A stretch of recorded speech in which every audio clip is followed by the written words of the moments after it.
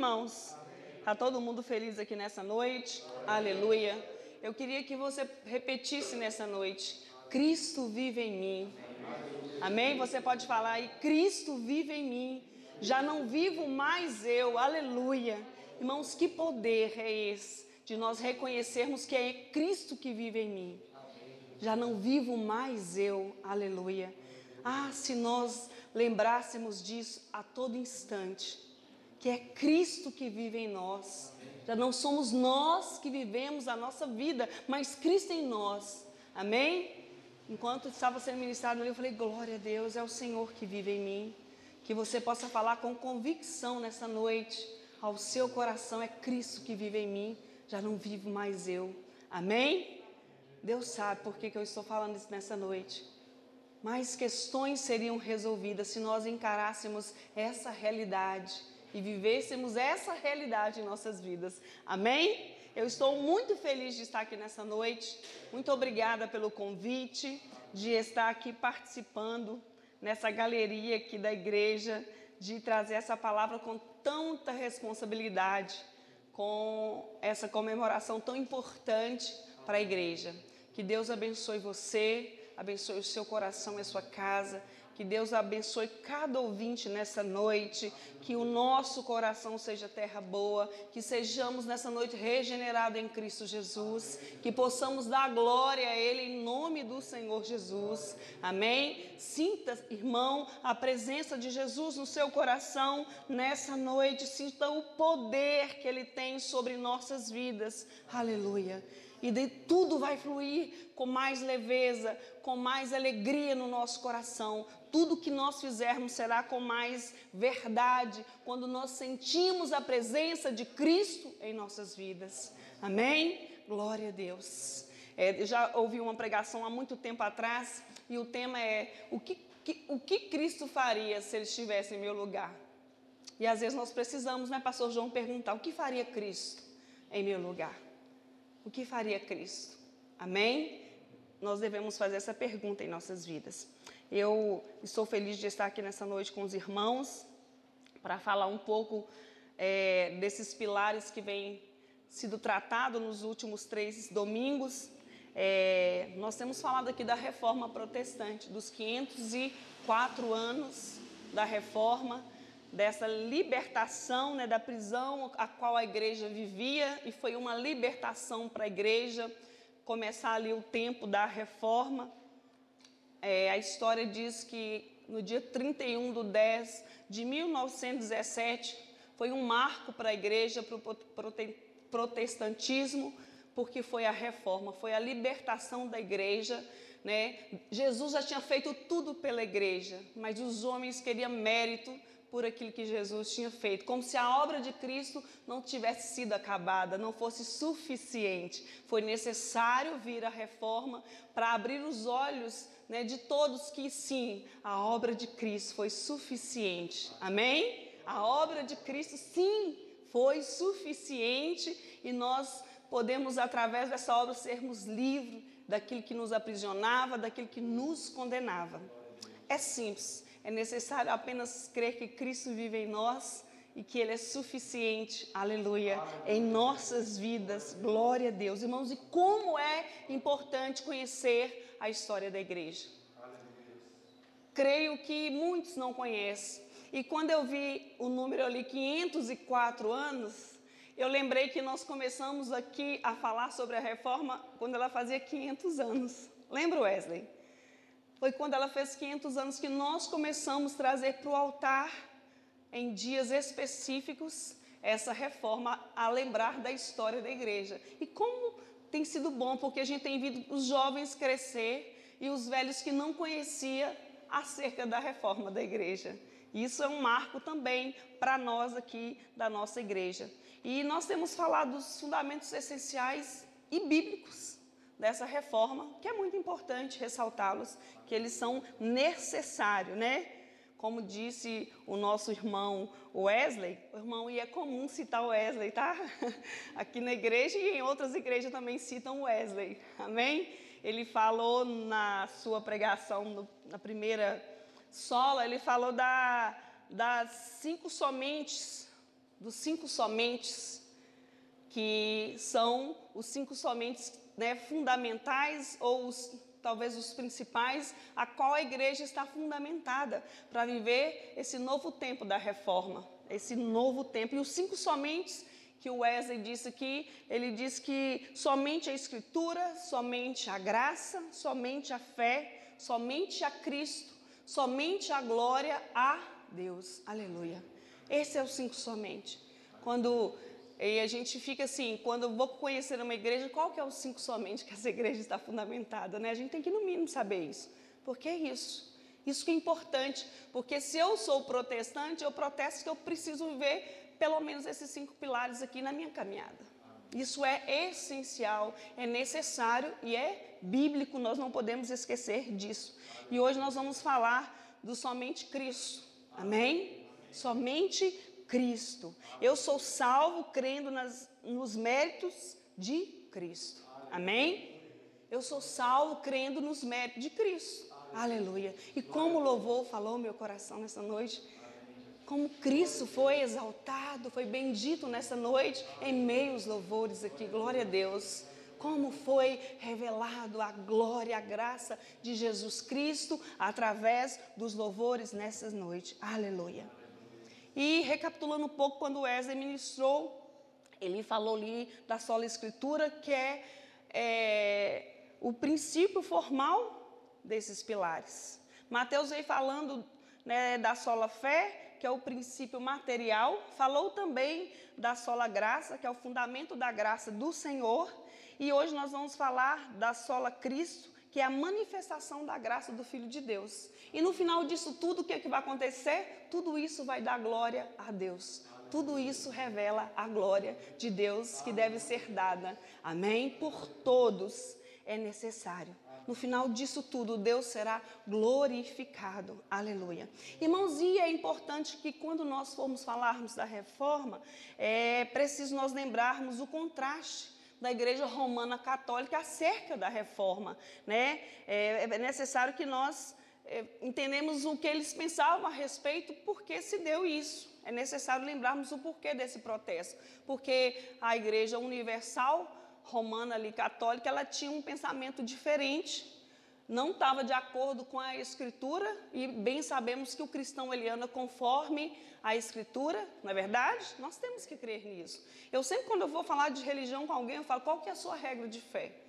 Se a regra de fé for a Bíblia Sagrada, for aquilo que Cristo deixou para nós, aquilo que Deus inspirou, o Espírito Santo, se foi isso que, né, nós temos que estar falando a mesma língua, falando da mesma coisa. E quando nós olhamos para a Igreja Católica, a gente vai ver que teve alguns pontos cruciais para que a reforma acontecesse.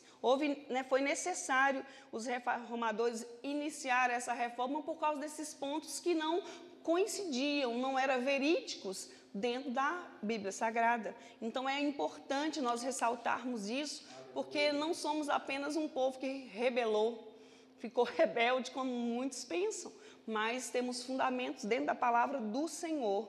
Amém? Eu queria ler um texto com os irmãos, está lá no livro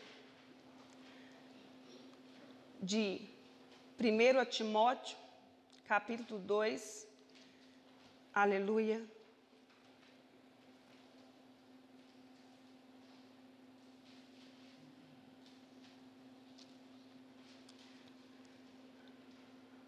Apenas o versículo 5, depois nós vamos até falar nele mais para frente.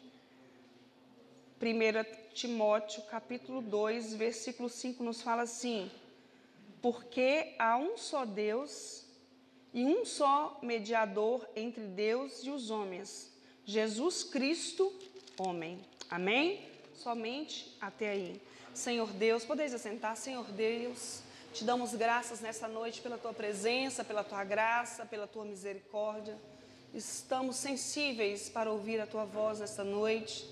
O nosso coração deseja sim ouvir a tua voz.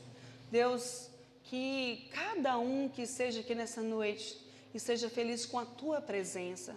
Esteja agradecido, ó Deus, com a tua presença. Que cada um nessa noite possa olhar para o Senhor e dizer: Senhor, eu te amo, eu te desejo, eu te quero na minha vida. Que cada um nessa noite possa ser renovado através do Espírito Santo. Que esteja jubiloso nessa noite, ó Pai, cada coração, em nome de Jesus, ó Pai. Que os seus filhos nessa noite sejam renovados através da tua santa palavra, em nome do Senhor Jesus. Aleluia. Então, esse é um texto muitíssimo interessante, já joga por terra muitas teses acerca de em quem está fundamentado, em quem manda, em quem é o dono da igreja. Nem precisaríamos falar tantas outras coisas.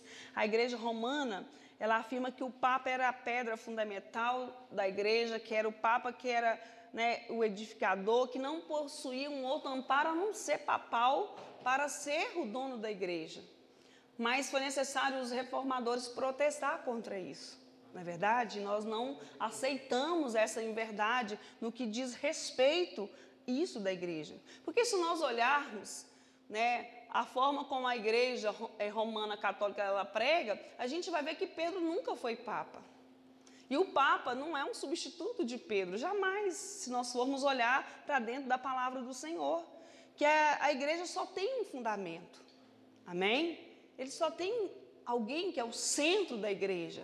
Está longe de ser Pedro, está longe de ser o Papa, está longe de ser quem quer que seja, a não ser, irmão, aquela pedra que tudo está firmada sobre ela. A rocha viva, firme, que é Cristo Jesus, a qual nós também estamos com os nossos pés sobre ela, porque cada um de nós formamos a igreja. Não estamos falando dessa estrutura aqui, estamos falando de um homem que se dispõe a viver uma vida com Cristo e fala: eu sou a igreja de Cristo e os meus pés estão sobre essa rocha firme que é Cristo Jesus. Esse sim é aquele que está guiando a minha mente, o meu coração. Esse sim me regenera, esse sim eu sigo, e esse sim eu posso dizer: já não vivo eu, mas Cristo vive em mim. Aleluia. Está longe de ser Pedro, está longe de ser o Papa, porque a igreja está edificada em Cristo Jesus. Somente a Cristo. É isso que esse fundamento, esse somente quer dizer. Aleluia. Somente Cristo Jesus. A igreja está edificada em Cristo Jesus. E isso nós precisamos entender com o nosso coração, com todo entendimento. Lá no livro de Mateus, no capítulo 16, a parte finalzinha do versículo 18, o próprio Cristo fala que Ele vai edificar a sua igreja. É o próprio Cristo que diz isso. Eu edificarei a minha igreja. Aleluia. É Ele quem edifica. Não há nenhum homem que possa dizer que Ele é que edifica, porque Cristo é o cabeça da igreja. É o Senhor Jesus. Ele é o centro da igreja. É o Senhor Jesus, irmãos, que é o bom, que é o grande e supremo pastor da igreja. Ele se apresenta como o bom pastor, aleluia. Ele é o supremo, ele é o grande. É ele que é o dono da igreja, aleluia. Foi ele quem deu a sua vida pela igreja. Foi Jesus Cristo que remiu, aleluia, com o seu próprio sangue a igreja. Amém? Ninguém pode usurpar o lugar de Cristo na igreja. Porque o sangue derramado naquela cruz foi de Cristo. Notem, naquela cruz, no dia da crucificação de Cristo, tinha 3 cruzes. Tinham 3 homens ali, mas só tinha um que estava dando o seu sangue pela igreja. Aleluia. A saber, Cristo Jesus. Somente um. O sangue daquelas 3 cruzes, o que foi vertido da vida de Cristo, aleluia, fez com que ele remisse o pecado da igreja, ele remisse a sua igreja, ele a comprasse para ele, aleluia. Por isso é ele quem governa e ele é quem reina a igreja, é o Senhor Jesus. Às vezes a gente vê a infantilidade ou a falta de temor do Senhor de muitos líderes, pastor João, que acha que é o dono da igreja. De muitos líderes que acham que é ele que governa a igreja.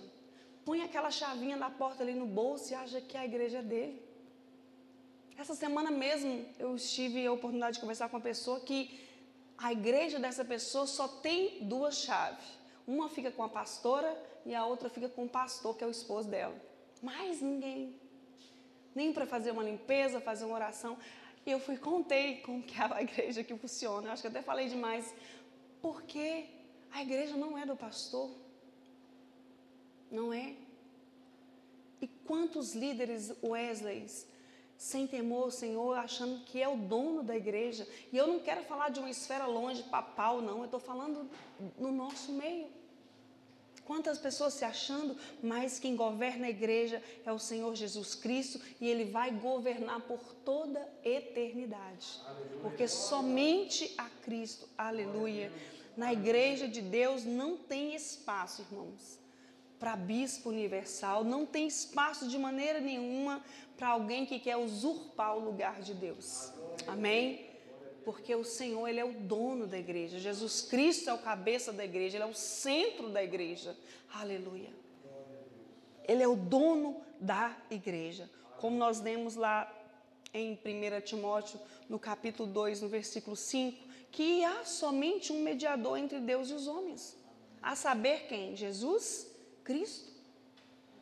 De maneira que a reforma protestante, ela rejeitou, fundamentada na palavra, toda a doutrina romana que proclamava o Papa como aquele que era o cabeça da igreja, como santos que eram aqueles que intercediam pelas almas.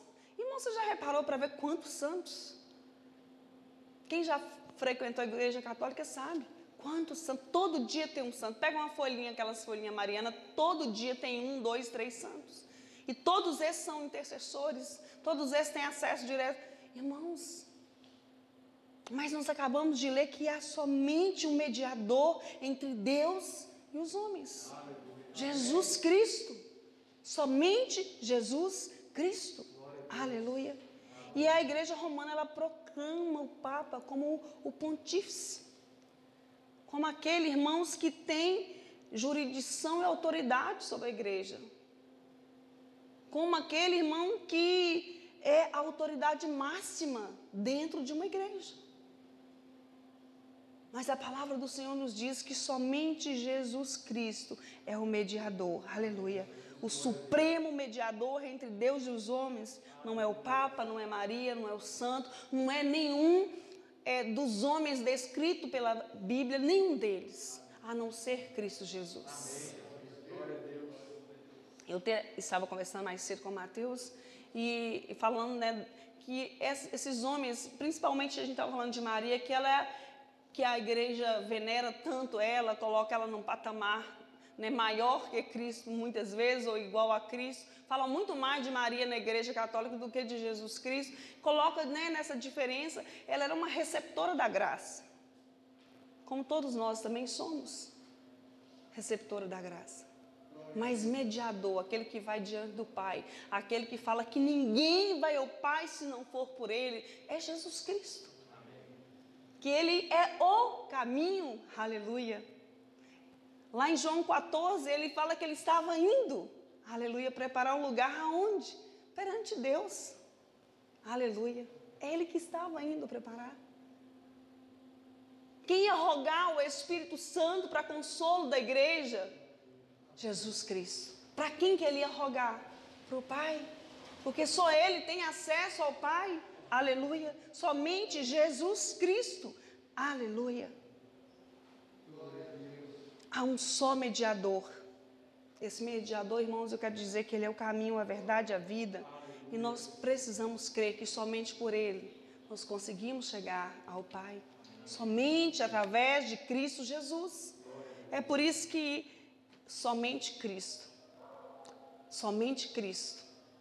é um dos pilares da reforma. Somente Cristo. Aleluia. Somente Cristo. É por isso que eu falei para você nessa noite, se você podia dizer, Cristo vive em mim, já não vivo eu. Porque quando Ele vive em nós, aleluia, Ele intercede diretamente ao Pai por nós. Será representado, né, por nós naquele dia ali, do grande trono branco, no dia do julgamento. não serão os nossos pecados, as nossas vidas, as nossas iniquidades, mas o próprio Cristo ali representado. Somente a Cristo, aleluia. A Bíblia diz que não há salvação em nenhum outro, aleluia. Porque também está debaixo do céu, nenhum outro nome há, dado entre os homens, pelo qual nós devemos ser salvos. Não há salvação em outro, a não ser em Cristo Jesus.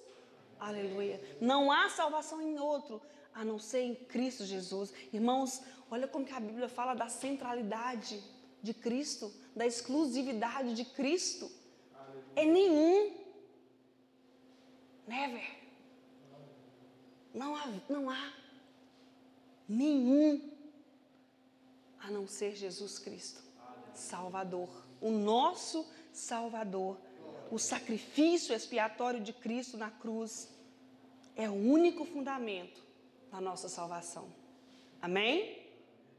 O sacrifício expiatório de Cristo naquela cruz, aleluia, é o único fundamento da nossa salvação. Amém? Glória a Deus. Quando nós lemos Lucas capítulo 23, a partir do versículo 42, fala daquele momento da crucificação de Cristo. E ali tinha 3 homens sendo crucificados. A Bíblia fala ali um ladrão da direita e o ladrão da esquerda e Cristo no centro. E a gente vai ver que o ladrão da direita, da esquerda, ele fica insultando a Cristo. O outro ladrão, ele começa a venerar a Cristo. Ele vê em Cristo um Salvador. Aleluia. Isso falou demais no meu coração nesse dia. Ele olha para Cristo ali e ele fala, o meu Salvador, alguém para me salvar, alguém para remir os meus pecados. E eu até separei o texto para nós lermos aqui, Lucas capítulo 23, versículo 42, ele fala assim, e disse a Jesus, Senhor, lembra-te de mim quando entrares no teu reino. O versículo 43 fala assim, disse Jesus, em verdade te digo, que hoje estarás comigo no paraíso. Aleluia. Irmãos, se nós lemos que não há salvação em nenhum outro, quando esse ladrão olha para Cristo Jesus, o que ele vê? A sua salvação. Esse ladrão, ele sabia que Cristo não poderia o livrar daquela cruz. Ele tinha certeza que ele ia ser morto, assim como ele sabia que Cristo também haveria de ser morto. Essa era a certeza daquele ladrão ali. Ele olha para Jesus na última hora de sua vida, nos últimos segundos da sua vida, e ele vê em Jesus a salvação da sua vida. Ele clama por Cristo. E olha o que ele pede. Ele fala assim, olha, para lembrar dele quando ele estivesse no teu reino. Ele sabia que para essa vida não tinha mais jeito para ele, mas tinha uma vida eterna e só tinha um que o poderia levar para essa vida eterna, que era Cristo Jesus, que estava sendo crucificado naquela cruz, mas que teria vida eterna, que ia remir os pecados da humanidade, poderia sim permitir com que ele participasse do reino dele. Aleluia. Essa foi a salvação deste homem. Reconhecer que Jesus Cristo poderia o livrar, que Jesus Cristo poderia o salvar. Aleluia, glória a Deus. Ele não pediu para Jesus o livrar daquela cruz, mas pediu para lembrar dele quando ele estivesse em teu reino. Ele sabia que Cristo também ia morrer. Ele pediu para Jesus algo além da sepultura. E a gente crê que a gente necessita de algo além da sepultura, amém? Amém? Porque um evangelho que está sendo pregado hoje, as pessoas precisam de Cristo somente nessa terra, e a palavra fala que se esperarmos dele somente nessa terra, seríamos os mais miseráveis dos homens. Esse homem não olhou para Cristo, não viu que necessitava apenas nessa terra. Irmãos, nós também não precisamos de Jesus somente nessa terra. Sola Cristo para sermos salvos, sola Cristo para a eternidade, sola Cristo para termos uma eternidade com Ele. Aleluia. Enquanto Mateus pregava aqui semana passada, não me lembro qual o endereço, mas ele falava que nós fomos moldados nele. Aleluia. Aquilo me encheu de emoção, de constrangimento, de sabermos que na forma de Cristo nós também fomos moldados. Que este homem estava olhando para Cristo Jesus e falou assim, olha, eu peço salvação. Eu quero a tua ajuda para além da sepultura, que daqui a pouco eu vou descer. Eu quero que quando for a assunção aos céus, que também lembra-te de mim. E é isso que nós também desejamos. Só Cristo, para estarmos também no paraíso. Só Cristo para também estarmos ali na eternidade com Ele. Só Cristo para termos uma vida além dessa vida. Só Cristo, irmãos, para tomarmos a direção daquela cruz, daquele homem, e não a outra cruz. Só Cristo para termos uma vida na eternidade.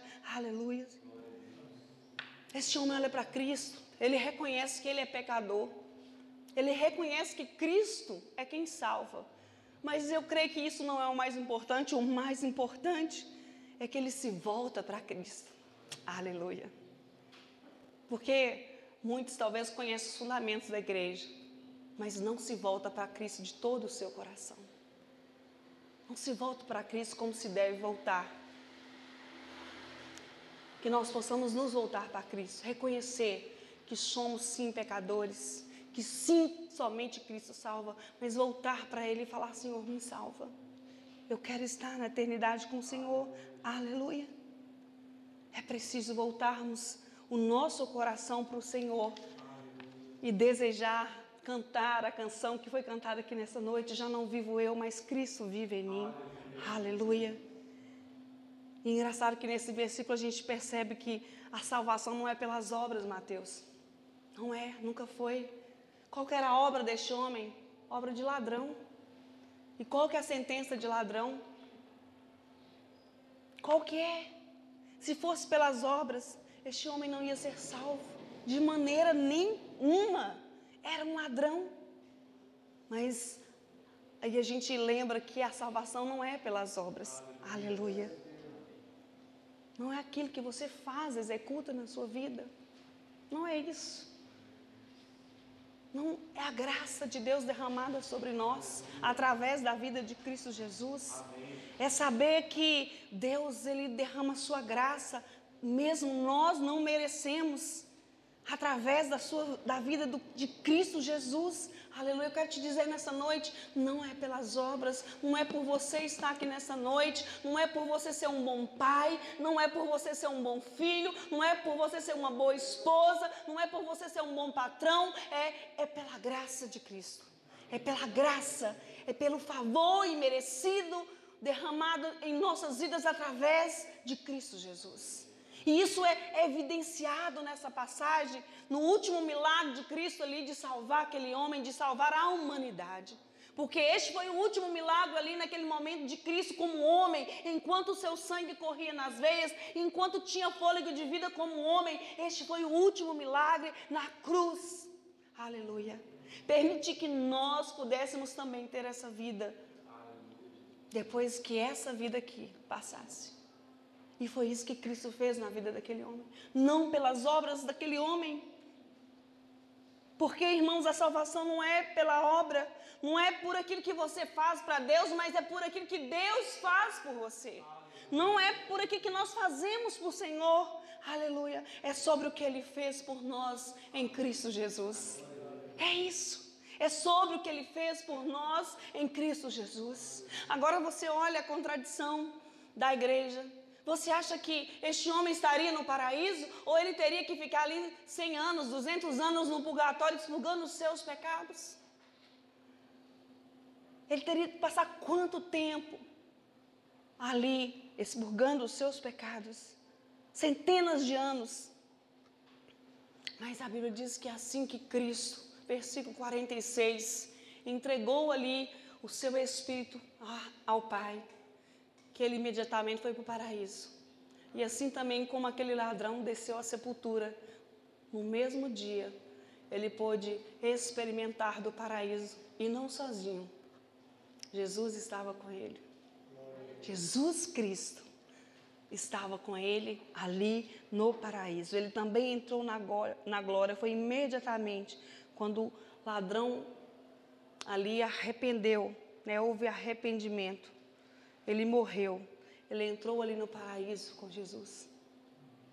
O seu último feito como homem naquela cruz foi levar um pecador para o céu.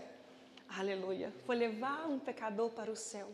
E assim também nós, se olharmos para Ele e falar somente a Cristo, confessar Ele como o único e suficiente Salvador de nossas vidas. Aleluia. Também nós entraremos no paraíso.